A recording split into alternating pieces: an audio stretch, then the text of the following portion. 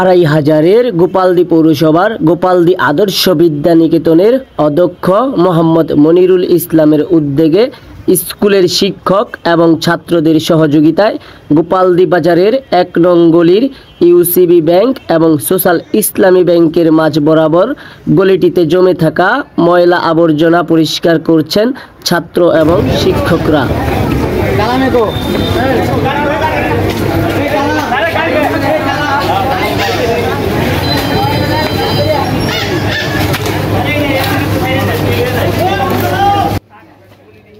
গোপালদী বাজারের ব্যবসায়ীরা জানান, এই গলিটিতে বহুদিন ধরে জমে আছে এই আবর্জনা, যেটি থেকে বাজে দুর্গন্ধ ছড়াচ্ছে চারপাশে।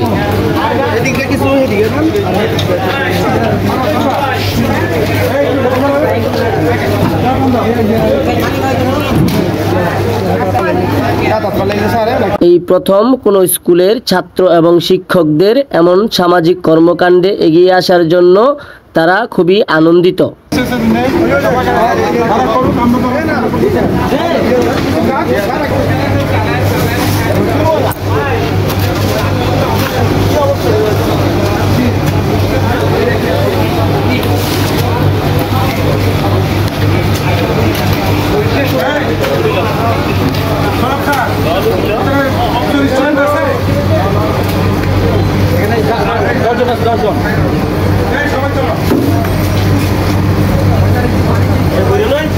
জনকণ্ঠ, সুজন মাহমুদ, আড়াইহাজার, নারায়ণগঞ্জ।